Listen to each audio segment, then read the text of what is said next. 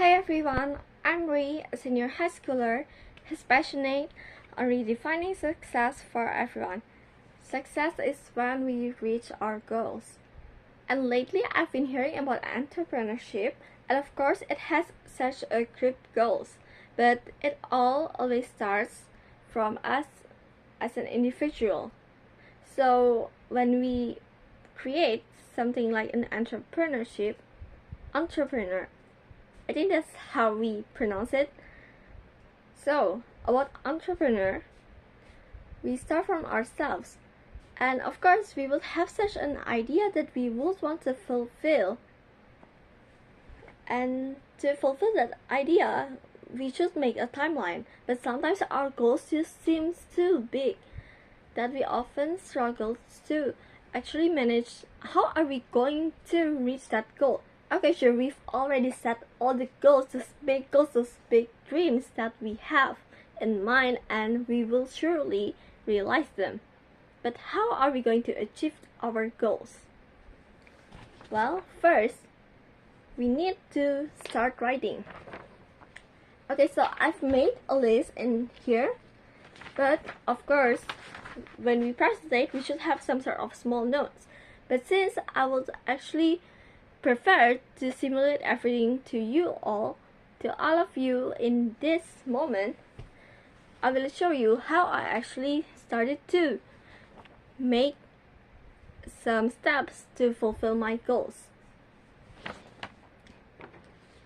So first, write down your goals, even if it's just some sketch like this, because you see it's not luck but effort. So the effort that you take to write this is actually recorded on your mind. So when you're drawing or writing, it's actually really better than when you just typing. It's so boring. You just click, and just click. Of course, I do not trying to exclude people, like put them aside, those people who prefer to type. But I personally prefer writing and drawing on paper. Or actually, you could just use it as a starter. It's because it's recorded on your mind. Like, it's about the process. It's not about the result that you just eventually get. You will get there, but through all the process. And that's what makes your brain actually works better. Especially if you're some kind of slow burner. Not to offend anyone, but there are people like that. I admit, I myself have gone through that phase. And it wasn't such a really nice thing that you should enjoy and just keep in your comfort zone. And that's why we got to go. We make an effort together. Second, you need to set an achievable input goal. So an input goal is basically a goal that you have full control in. For example, you want to sell some burgers. So after school, craft school, etc., you want to make 5 burgers as your target, for an example. But you're so tired, it's made that you're so sleepy, but sure, you already bought all the ingredients. So what are you supposed to do? Make as many burgers as possible.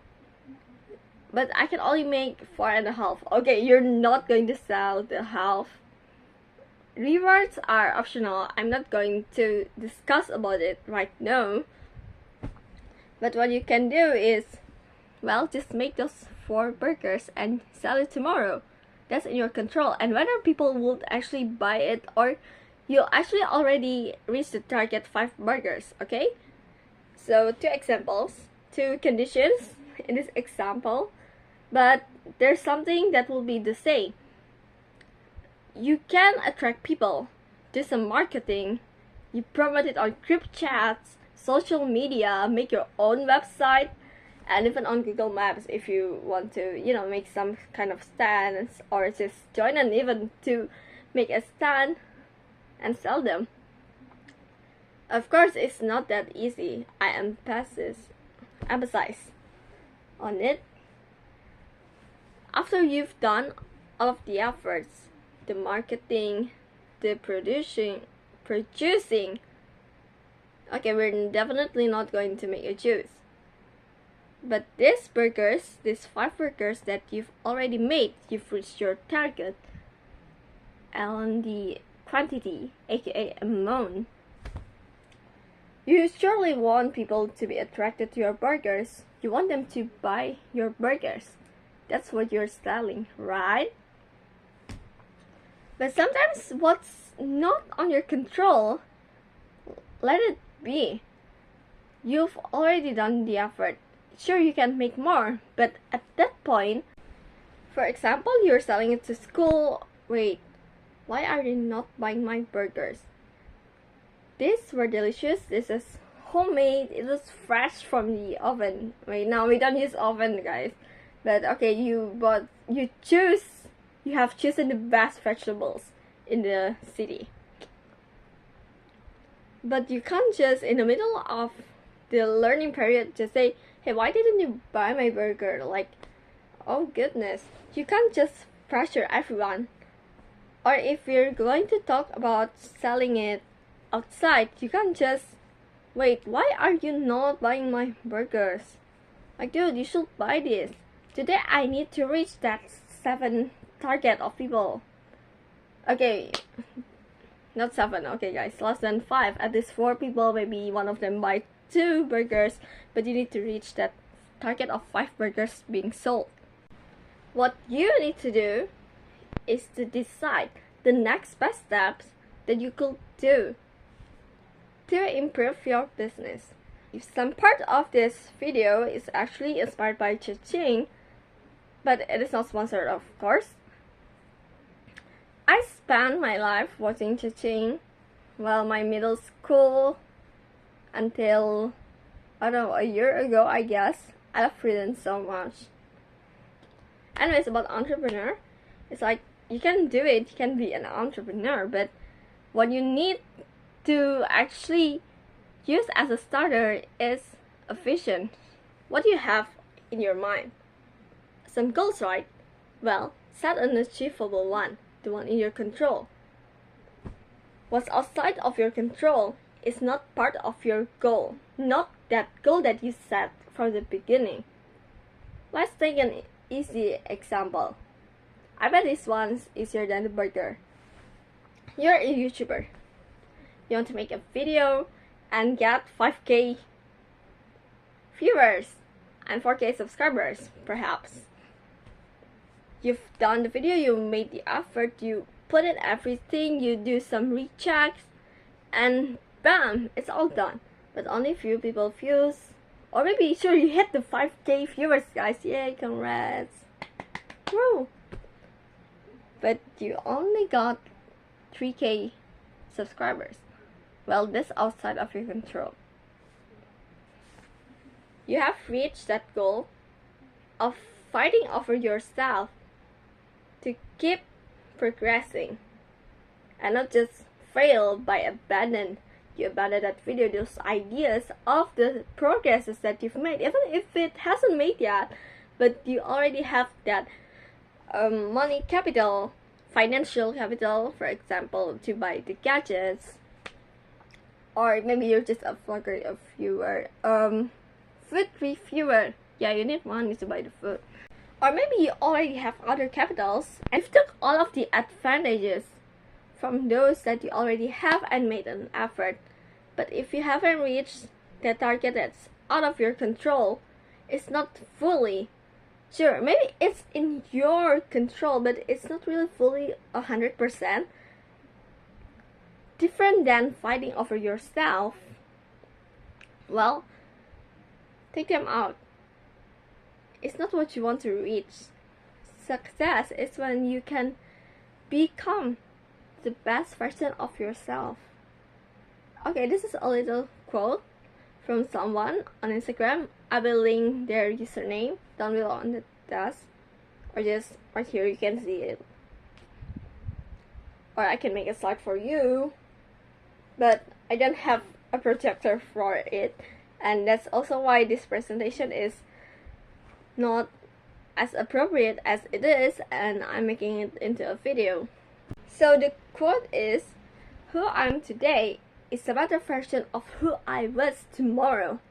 and who I will become tomorrow is a better version of who I am today. Alright, so literally 101. Set an achievable input goal. But remember, it has to be specific, but still parts of the overall goal. For example, I want to improve my mindfulness well-being. Mindfulness, yeah, is part of the well-being. Okay, improve my well-being. And how? Well, 1.1. So mindfulness 1.1.1 something else. You meditate, you exercises, you yoga, and just listen to, or at least, you see walking, taking a walk, even if it's without anyone. It's actually mainly for you, yourself, me, myself, and I, or even if you have a pet or anything else, just listen to the nature sounds without any songs. That's actually the best way, guys. I totally recommend it. Anyways, we've done that. Now let's take a look back at the list, this sketch that I made. So, you set that goal by breaking the overall larger goals. So that specific goal is part of the overall. For example, you want to reach a German proficiency language test. German language proficiency test. Okay, that's way better. You want to reach A1 this year. Okay, sure. That's totally specific, it's achievable, because the result is beyond your control, but you've already made the effort to study even until the few seconds before the test starts. So that's how you break it. I want to learn German, and the specific goals that I make, I have to reach A1 this month, and I have to put a lot of effort in it, as much as I can, and I know my full potential can be unlocked with all of the efforts I made. That's an input that you put into yourself, which is totally necessary. So it will become more manageable, because you will totally pick a book. You will pick the ones that's just for that level, A1, A2, A3, etc. to achieve those small chunks that you've already cut. You've chopped it all, but eventually you will eat all of them. And that's great. That's what we want. So, it's called sub-goals. Okay, let's read it again. The second step. Set an achievable specific input goal by breaking the overall larger goals into smaller sub-goals, so it can be more manageable to achieve. Clear? That's totally clear enough.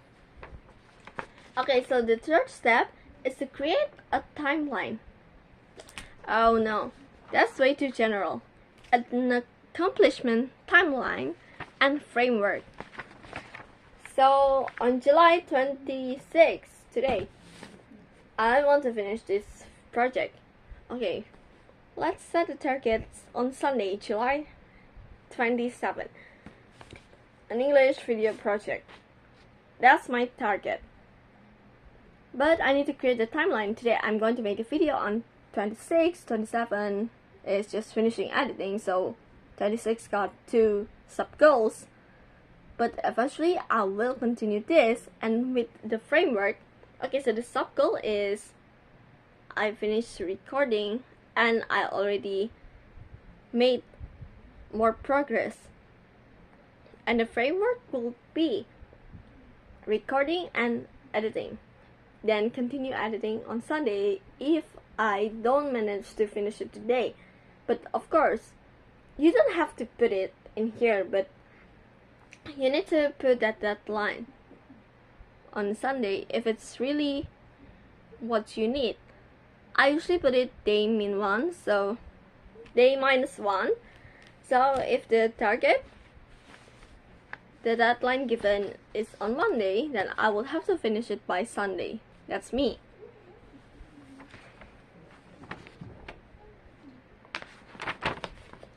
framework to track progress over time. See the progress. That's what I've said earlier. Over time and stay consistent. You wouldn't want to. Okay, you've got 5 days to finish a whole movie, which is unrealistic. Okay, just a normal video, you know? You worked really hard today, you've recorded, you've put everything, you've edited, you set up the lighting perhaps, but you haven't added the title and subtitles. So those two, we've got title, subtitle, and credits on the end of the video. So you made a progress on day 2, 3, 4, and day 5 a few hours before the deadline. For example, it's due in the afternoon. What are you supposed to do?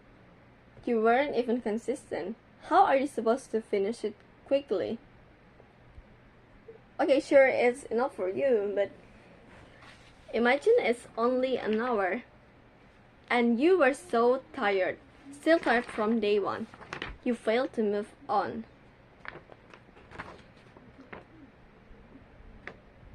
And in that moment, do not abandon your goals. That's 4, guys. We've reached step 4. Step 4, do not abandon your goals.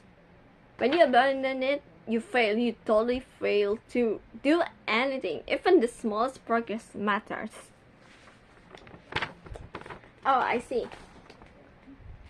This is also a quick reminder. You might as well rewrite this. I was actually going to remind you all to rewrite these sketches in the end of the video, but I guess it's also good if you rewrite little by little, and you know, you have some kind of, it's like some frameworks. If you do animation, you totally understand it better. That's not really me, not really my thing, but I've tried. And 6 frames per second, 6 frames per procedure, per goals, per setting. It could work like that. Make the most of present situations. Do not abandon your goals. Small progress, as close as you get, it counts. Assess progress, adjust, and adapt. That's important. Okay, repeat after me.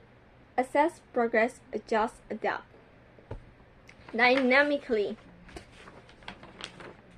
So if you do this, you'll actually feel 60% satisfied with your goal success.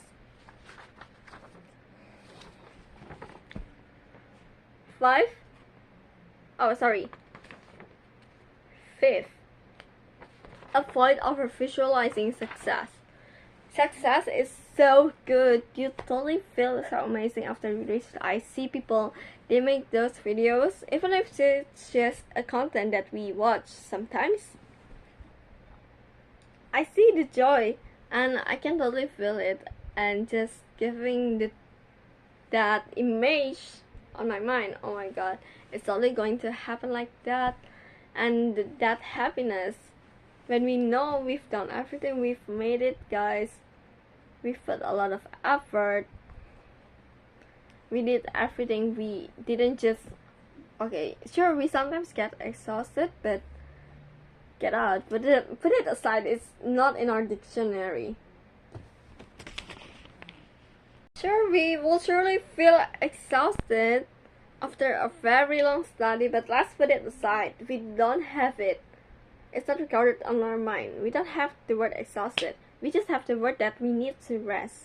Take care of yourself first before you care about other things in your life. By this, I don't mean selfishness, but it's more like when you can create that peace in yourself, it actually reflects. Okay, maybe it's not the right word. It scatters, so it's reflected by your life, then it can scatter to everyone, to others surrounding you, even your homework. When you just try to enjoy it, you can feel peace in it, even if it's actually really hard. Oh my god, this math problem is so complicated, blah blah blah, etc. Well, You can do it. Because it could actually get toxic when you over visualizing. Yes. Like what I said earlier, I kept saying so many positive things. Just put them aside. Okay, you can do it. You can do it, it's good. But when you say you must do it like this to get this, and you really have to get this, and you will get this, sometimes you just get, it's kind of like you begin to put that effort aside after some inconsistency. Oh my god, I put a lot of effort now, and then I just, okay, I'm so done with this, I'm gonna put it aside. Don't worry, I can do it, just relax, you know. I'm so good at this. I can get bachelor's degree in a month, which is totally unrealistic, but it could actually be recorded like that in your mind. And it became toxic. That's why we need something called healthy fear. You don't need that much of dopamine on your brain. You just need that dose that's enough. Not less, not more, not that too much, you know?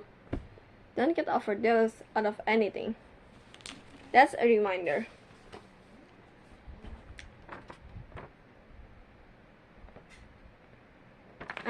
Tell yourself what could happen if you don't strive. What could possibly happen if you don't continue? If you don't even make an effort? When you put it aside, when you decided to fail, what will happen? That's when you need to ask yourself and keep reminding of. It's actually a healthy fear, and you can become mindful. You will surely become more mindful day by day when you don't only see things from the positive side, but you need to have a positive attitude. Because it will activate the amygdala, something in the brain. So it's part of the brain, just, you know, a body part, I could say. It regulates healthy fear. So everything has to be regular. Of course, your life ain't gonna be that just monotone. It's just like that. No, but it needs to stay regular. And you will need to stay consistent. That's why you see too much sugar actually hurts you. 80% of our actions, of how we think, our thoughts, they were sent by our intestines to the brain. 80%, can you imagine? Can you believe it? Well, I can. Because I once had this experience with chocolate. I bring chocolate cookies to school for a year. Is pretty regular, I'd say. I felt so happy every day, but there was this one week in May 2025, if I'm not mistaken, I've got so much happier, but it was a really great sugar rush. Not the ones that hurt you, that you will feel so dizzy, but you just get, oh my god, I'm so happy right now. Like, I feel the happiness. I didn't really feel anything sad, even though sometimes I do have that sad day, but it's just that no, that dopamine rush is, it's so powerful.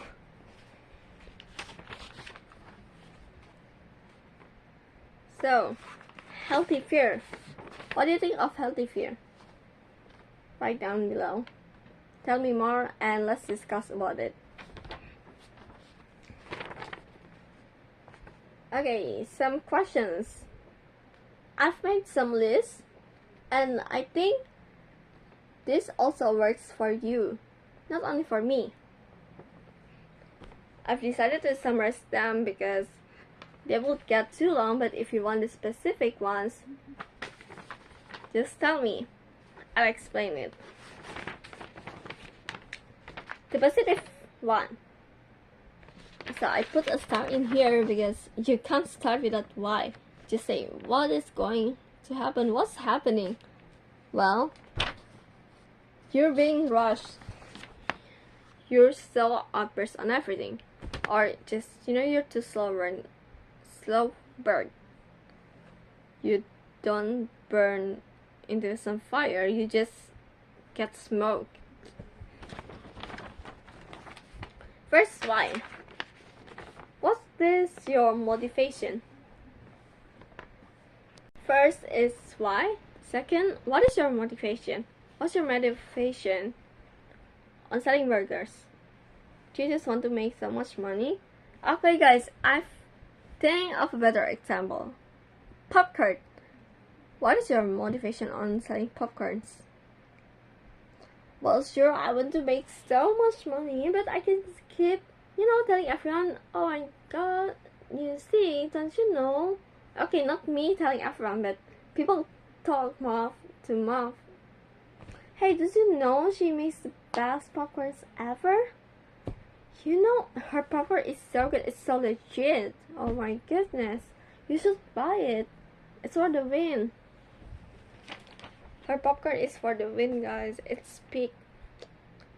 Absolute cinema. Sure, it's good. It's not such a bad thing to have fame. But when you just think of taking so much advantage, you might actually think, okay, honestly, I don't know if this is a horrible idea if I say this. No, of course it's not. If I say this, it's not a horrible idea for me to say this, to tell everyone this example. Whether are you going to imitate this bad example by taking that advantage, I give it back to you. That's not what I want to talk about in here, the right or wrong, but just the good things that you should do to redefine that success for yourself and feel that peace and blissfulness in your life. If I can, you can. So back to the popcorn example. For example, you want to make caramel sauce and even many other flavors. Wow, that's so good. Even fruits perhaps you should try. Okay, caramel sauce. But oh my goodness, wait, if I think about it, they might complain. This popcorn, I don't really taste the caramel. Is the caramel even sticky enough? You might think, okay, I'm just gonna put it on a separate plastic bag next time. Okay, not plastic bag, plastic packages, or just, like a small container, mini container this size. And they will like, okay, then it's their fault. Okay, probably not the container, but that, this square size plastic bag, like it has a ziplock. Well, you put the caramel in there and just, okay, this is popcorn and this is a caramel sauce. Okay, have a nice day. Then your customer, they bought it from you. Okay, what do you call it? Consumer? I think customer will be a better word. You don't just consume the person, sure, the product, but consuming, I think nowadays some people, if I just tell it raw, not cooked yet, with of those economics, they might say, no, I don't consume it.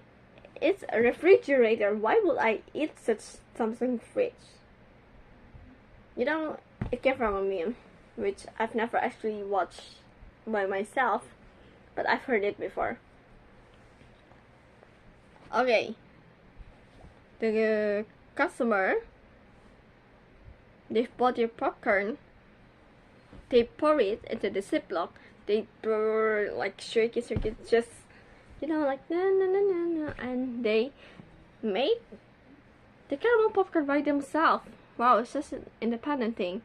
And it could actually be convenient for them. They want to eat it later. But the caramel did not stick to the popcorn. Don't you want your customer to be happy and they would want to buy from you? Like just that fame, that success that you want, the part where they want to buy more, they share it to their friends, to their relations, and you've also gained so many customers and managed to create a big community. That will be awesome. But it needs to be driven by your heart. It's not only on the brain. Your heart, okay, it's probably liver, but that part of you that can feel empathy, unless you're insensitive, but you will totally feel something still. You will still feel that part of you wanting to people to actually at least they don't get hurt and life can just be normal. It's not too much on the ego. No, ego is the one that controls. It's not too much on the, what do you call, IT? Okay, like I'm not some kind of psychological person, but there's this part that once more that people usually refer as ego, but ego is the one that controls it. And people would actually just want, okay, I just want this person to, okay, just work normally, you know? Not getting drained by others. Even if you don't have that empathy, even if you're not insensitive, you probably don't want that to happen, I believe. But sure, you can share some better opinions with me and we'll discuss it more, and we can get so many topics and we could actually create a series and we can have that community that we want. So back to the customer. Your entrepreneurship is you want to make a popcorn stand with your friends, but if your friends were the one who bought it, you offer it to them and you're like, oh wait, what is this? Oh, I just purposefully did that. So you see, our customers, they'll just, oh, okay, fine, it's just my fault. Or maybe they would complain, but we'll just say, well, it's your fault. Your friends wouldn't even want to stick with you to make some business with you. You'll fail by the time you did that. So pick not just good, nice, but the correct motivation. Think of your customers too. Third, what can you unlock?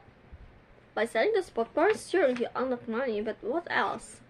Just that, just get your name famous and make more.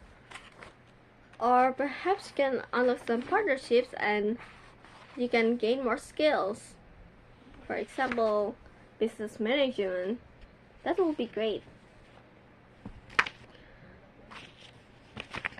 To be honest, regarding this presentation, I focused on the part of the personal goal, not as if just for personal things. You see, this can also work for studies and workplaces, and specifically entrepreneurship. But it starts from you. What do you want to unlock? What can you unlock, okay?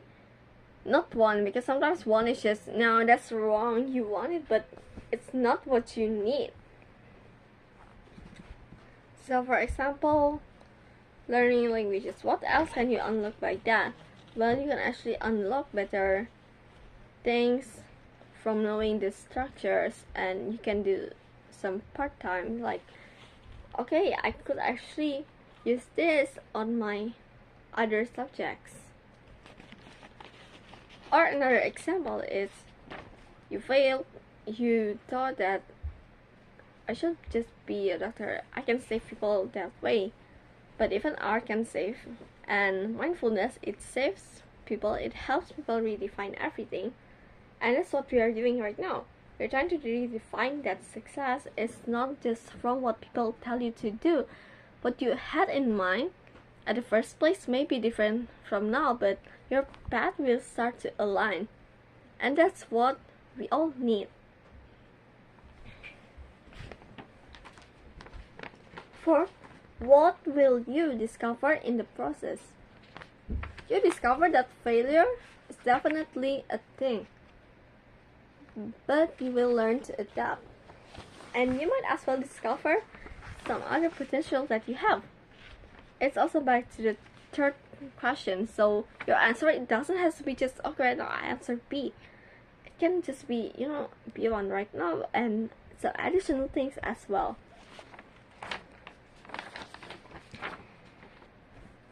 And the negative visualization. What if you don't work towards the goal? You don't even take your first step, or you don't even continue, you abandon them, you put it aside. Honestly, this is not really that hard. It's such an easy thing. And I've told this before, everything is actually repeated, and one step connects to the others. So second, what if you don't achieve it? You need to question that. What if you don't achieve the goal? First, the input goal, but okay, you've reached your input goal, but what if you don't achieve the output goal, the one that's beyond your control? You also need to consider that. And for that, we are moving forward to step number 6. Do not overload schedules. It may paralyze you, because overloaded schedules, it can take over your mind, and you might as well forget why you're doing it at the first place. It gets overloaded. You become inconsistent, but you kept over visualizing yourself. Even that healthy fear could turn into unhealthy fear if you also visualize yourself with too much negative visualization. Remember, it's not about getting as much as you can on the visualization, but on the effort that you put to keep them all in the structure and the same portion. It's equal. So it may paralyze you, you forget everything, or you don't. But you begin to let go of things from your plan. Not because you need to adapt, not because you wanted to adapt either, but because you even forget about that, activation on yourself. The fact that you had some kind of head start already, that sketch, they get so blurry. I think that's quite some figurative sentence, figure of speech. I'm not sure, honestly. But when it may paralyze you, it doesn't always paralyze you, but those overloaded schedules, it might just take over you. You don't set your schedule, but your schedule sets you. It sets you up too much, and even beyond your capacity, even if you have that capacity, but it's not maximum. And that's why we also need to declutter everything. Don't want to get paralyzed? Don't want to just be taken over by your schedule? Well, declutter everything. You sometimes actually need to set an empty table, but if you really can't always put them empty after you work or study, then just declutter some things. Okay, here's the tip. Spend 5 minutes before you study or work on your workplace to declutter everything from your table. Yes, to clean up, even your mind. It could actually help you. So by creating a clear space to work, which is a workplace or just a study space, it can create a clear mind for you before starting to work. Okay, let's read it. 7. Declutter visual distractions by creating a clear workplace to have a clear mind before starting to work on a goal. On the goal. It doesn't always have to, I'm literally working, see? It's not like that. You don't just take it pro. And last but not least, you need to separate things. For example, I've got this goal. It's also important. Oh, this is very much better. You need to set your priority. You need to prioritize something. You don't just. These are all surely important, but you don't just give everyone number one. Each of them has their own mass of that priority.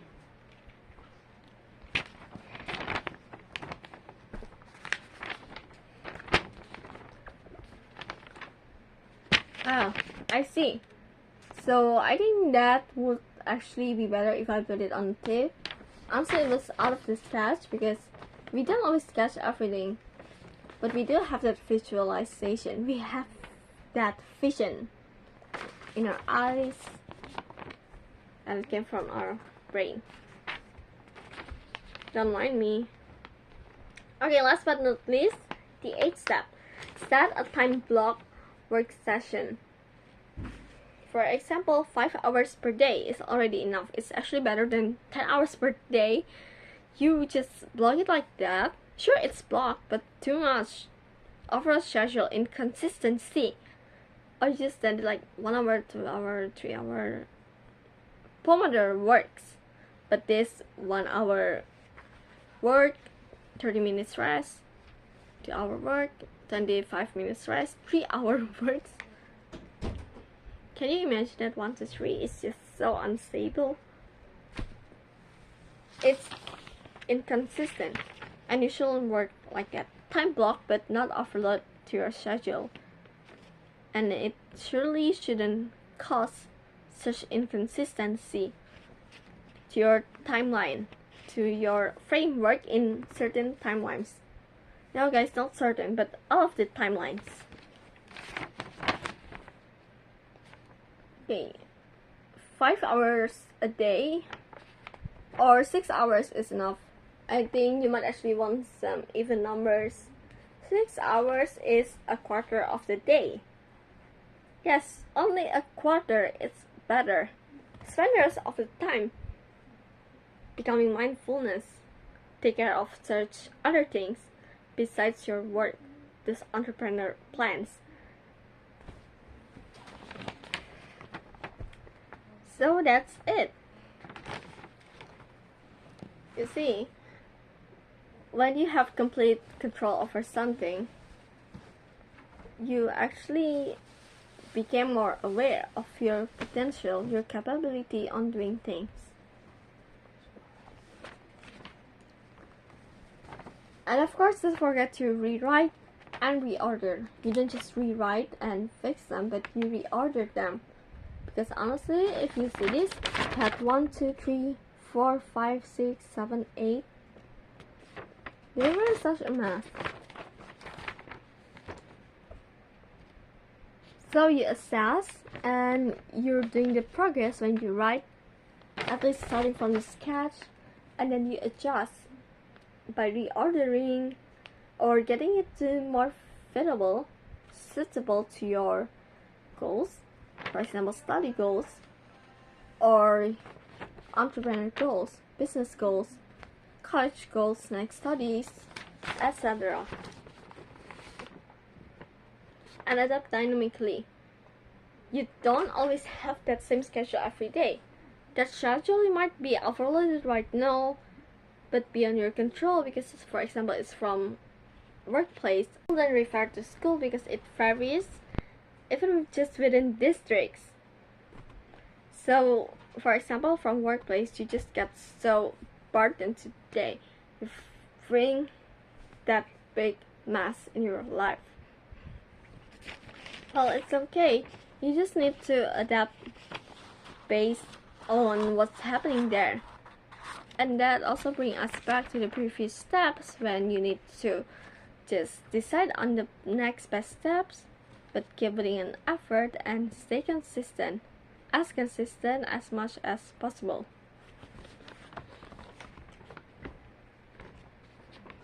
Alright then, let's reorder everything.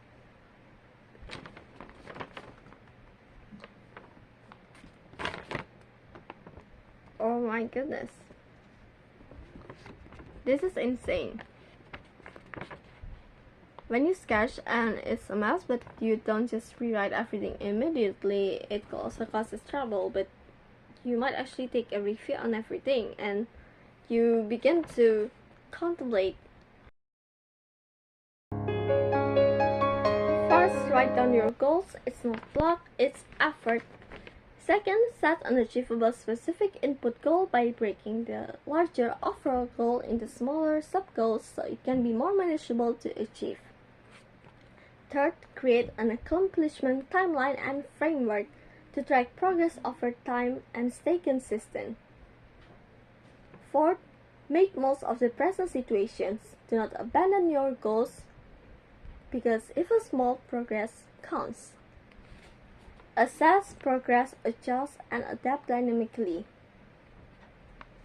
Do as much as you can to reach your goals, to get as close as you can to your goals, because as close as you get is also a progress.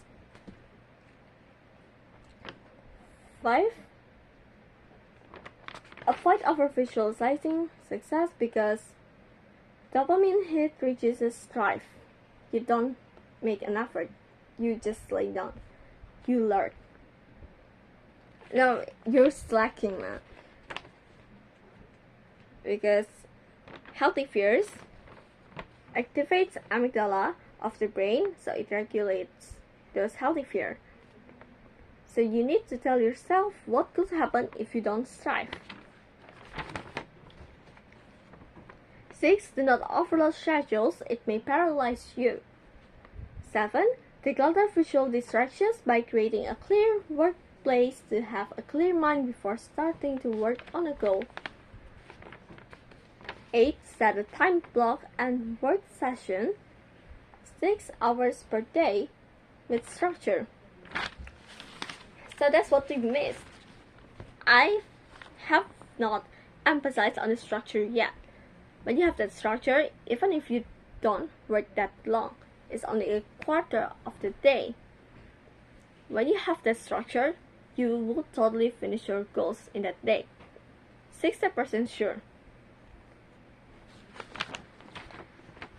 Okay, your goal success is defined by you. But I guarantee you will feel satisfied when you follow all of these steps. These 8 simple steps. So the structure, it's good, and you can actually have gone on a structure just by starting. You don't have to just write it down. Maybe ask the questions about positive and negative visualization first, then write the answers. No, the question and the answers. So what I'm referring to in these questions, I will write them again down below. I will type them for you all and might as well make a G drive. Okay, so that's what's happened today. We have learned to strive, to make an effort and stay consistent in every schedule in our life, and focus on the present time and decide the next best step. That is all for today. I hope you will surely feel satisfied as much as I do with your goal success after you follow these 8 steps. And hopefully you will soon find the path that aligns with you, not your previous goals, not what others tells you, not the only way that you once think about, and not the vision that is actually blurry, that you haven't reordered yet, you haven't adjusted anything to you, just that path of you. And even if that path doesn't align with you yet, the path that you're in right now, it doesn't have to change, but you need to change something from you. You need to change the way you might actually not very mindful of yourself. You need to change that, and soon you will also be able to define your success. You don't have to redefine it by changing the definition that you already have before, but by redefine, you are meaning to actually say, this is the path that aligns with me, and this is the success that I have been searching for. It's not what you have told me, but this does align with me and my vision from the beginning. Remember, you gotta have that vision to strive. That is all from me today.